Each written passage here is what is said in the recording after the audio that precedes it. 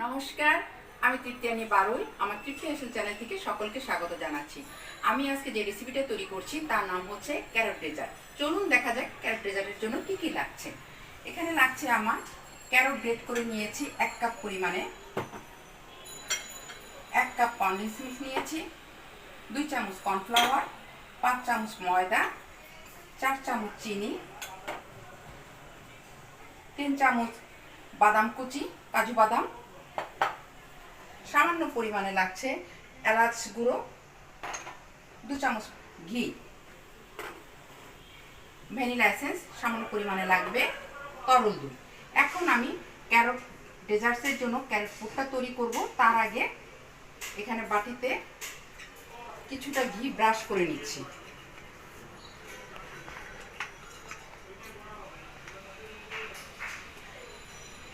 ডাইসটা brush করা হয়ে গিয়েছে। এবার আমি ক্যারট ডেজার্টসের জন্য যে পুরটা তৈরি করছি চুলাতে তৈরি করে নিচ্ছি। ক্যারট পুরটা তৈরি করার জন্য চুলাতে ফ্রাই প্যান বসিয়ে চুলাটা জ্বালিয়ে দিয়েছি। এবার ফ্রাই প্যানটা গরম হয়ে গিয়েছে, এর মধ্যে দিয়ে দিচ্ছি ঘি।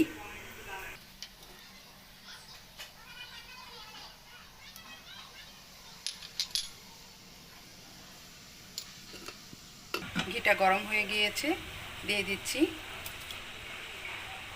ক্যারট গ্রেট করা। একটু বন্ধ করা। এবার দিয়ে দিচ্ছি চিনি।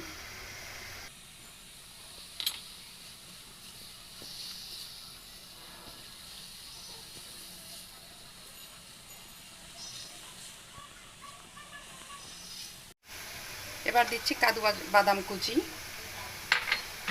দিয়ে দিচ্ছি এলাচ গুঁড়ো। সবগুলো উপকরণ নাড়াচাড়া দিয়ে মিশিয়ে দিচ্ছি। পুরটা তৈরি হয়ে গিয়েছে, এবার চুলাটা বন্ধ করে নামিয়ে নিচ্ছি।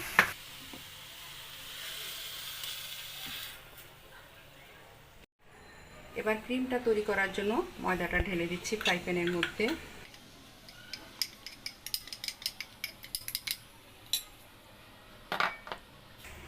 ঢেলে দিচ্ছি কর্নফ্লাওয়ার। ময়দা এবং কর্নফ্লাওয়ারটা একটু মিশিয়ে নিচ্ছি। এবার দিয়ে দিচ্ছি তরল দুধ। তরল দুধটার পরিমাণ ছিল 1 কাপ। নাড়াচাড়া দিয়ে মিশিয়ে নিচ্ছি। সাথে দিচ্ছি ভ্যানিলা এসেন্স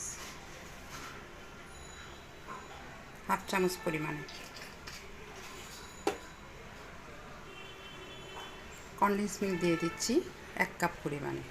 এখানে মিষ্টিটা হচ্ছে যার যার ইচ্ছে মতো, যিনি বেশি খেতে চান অবশ্যই মিষ্টির পরিমাণ বাড়িয়ে দেবেন, আর কনডেন্স মিল্কের পরিবর্তে চিনি ব্যবহার করা যাবে। এবার সবগুলো উপকরণ মিশিয়ে নিচ্ছি।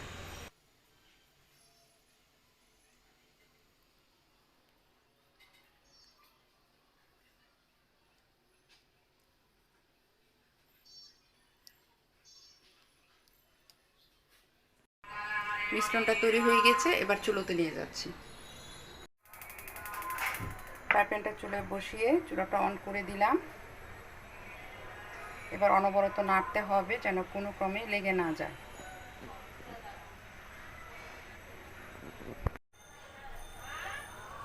ক্রিমটা তৈরি হয়ে গিয়েছে, এবার চুলাটা বন্ধ করে ডাইসের মধ্যে ঢেলে দিচ্ছি। অবস্থায় ডাইসের মধ্যে ঢেলে দিতে হবে।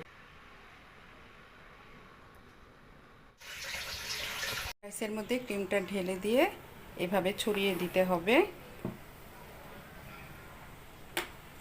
এবার তৈরি করে রাখা পুরটা এই ক্রিমের উপর দিয়ে দিতে হবে। হয়ে গেল ক্যারট ডেজার্ট। এটাকে এখন 20 মিনিটের জন্য ফ্রিজে রাখতে হবে। যারা ঠান্ডা খেতে চান তারা আর একটু বেশি সময় ধরে রাখতে পারেন, তারপর পিস পিস করে কেটে পরিবেশন করা যাবে। এই রেসিপিটি যদি আপনাদের কাছে ভালো লেগে থাকে তাহলে অবশ্যই আমার চ্যানেলটিকে লাইক, সাবস্ক্রাইব, শেয়ার করবেন। পরবর্তী রেসিপি নিয়ে না আসা পর্যন্ত আপনারা সকলেই ভালো থাকবেন, সুস্থ থাকবেন। আজ এই পর্যন্তই। আমি বিদায় নিচ্ছি আমার তৃপ্তি হেসেল চ্যানেল থেকে। সকলকে অসংখ্য ধন্যবাদ। আচ্ছা, একটা